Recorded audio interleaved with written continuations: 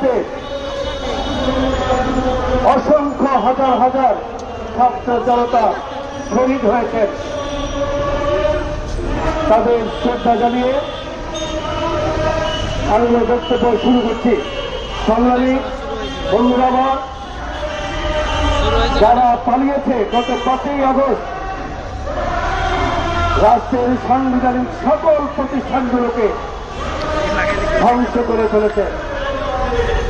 বিচার বিভাগ বলেন, শাসন বিভাগ বলেন, নির্বাহী বিভাগ বলেন, সকল বিভাগ ধ্বংস করে ফেলেছে। বাংলাদেশের সবচেয়ে রাষ্ট্রের যে ক্ষতি করেছে সেটা হল শিক্ষা ব্যবস্থা। তারা জানে একটি রাষ্ট্র এবং জাতিকে যদি ধ্বংস করা যায় তাহলে শিক্ষা ব্যবস্থাকে ধ্বংস করতে হবে। সেই কারণে শিক্ষাকে তারা ধ্বংস করে দিয়েছে। প্রতিটি বছর কারিকুলাম চেঞ্জ করে, ইতিহাসকে বিকৃতি করে, শিক্ষকদের প্রশিক্ষণ না দিয়ে প্রতি বছর সিলেবাস চেঞ্জ করে শিক্ষা ব্যবস্থাকে ধ্বংস করেছে। আর অর্থনৈতিক অবস্থা তো আমরা সকলেই জানি। এই 17 বছরে এই ডাকাতের গোষ্ঠী 29 লক্ষ কোটি টাকা চুরি করে বিদেশে পাচার করেছে। আজকে সেই টাকা চুরি করে বাংলাদেশের 18 কোটি মানুষের বিরুদ্ধে ব্যবহার করছে প্রতিবেশী রাষ্ট্রে ভারত আশ্রয় গ্রহণ করে। প্রথমে তারা ফারাক্কাবাদ ছেড়ে দিল, পরবর্তী পর্যায়ে তাদের অঙ্গ সংগঠন দিয়ে, আনসার বাহিনী দিয়ে সচিবালয় ঘেরাও করা হলো এবং বাংলাদেশের যে প্রধান উৎস গার্মেন্টস শিল্প, সেই গার্মেন্টস শিল্পকে ধ্বংস করার জন্য একের পর এক ষড়যন্ত্র চালিয়ে যাচ্ছে। তাদের লক্ষ্য উদ্দেশ্য হচ্ছে বাংলাদেশের যে রাষ্ট্র ব্যবস্থা সেটাকে ব্যর্থভাবে প্রমাণিত করা এবং এই সরকারকে ব্যর্থ হিসেবে প্রমাণিত করাই হচ্ছে তাদের মূল লক্ষ্য এবং উদ্দেশ্য। আমাদের দলের বিশ্বাস ছিল যে এই সরকার যদি হেরে যায় তাহলে বাংলাদেশ হেরে যাবে।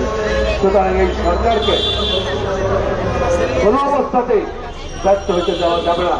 সুতরাং আমরা এই সরকারের সকল কর্মকাণ্ডের সাথে আমরা একত্রতা ঘোষণা করেছিলাম। কিন্তু দুঃখজনক হল সত্য,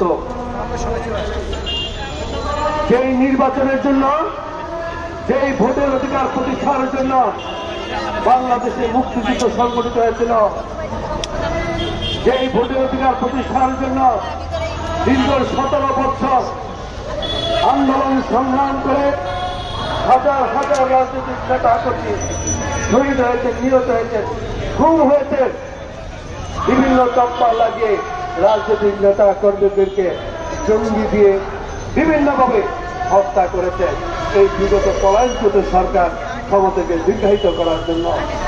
কিন্তু আজকে আমরা লক্ষ্য করছি কেউ কেউ সেই ক্ষমতাকে আবার দীর্ঘায়িত করার চেষ্টা করা হচ্ছে এবং বিএনপি সততা নিয়ে তারা প্রশ্ন তুলেছে। আর ভাই, ইসলাম প্রচারের জন্য কিন্তু টাকা নেওয়ার কোনো হাদিস নেই। আপনারা টাকা নেবেন, উড়োজাহাজে যাবেন আর আরেকটি দল নিয়ে সমালোচনা করবেন, এটা বাংলাদেশের মানুষ। আপনাদের ভূমিকা কি ছিল এটার মধ্যে? মুক্তিযোদ্ধা প্রধান অতিথি রয়েছে, স্বাধীনতার যুদ্ধে আপনাদের কি ভূমিকা ছিল এদেশের মানুষ তো জানে। আপনারা বিতর্কিত ব্যবসায়ী হেলিকপ্টারে ঘুরে এক জেলার থেকে আরেক জেলায় যাচ্ছেন, এক উপজেলার থেকে আপনারা আরেক উপজেলায় যাচ্ছেন আর বিএনপিকে নিয়ে নসিহত করছেন, নিজেদের চেহারার আগে আয়না দেখুন আপনাদের ভূমিকাগুলো।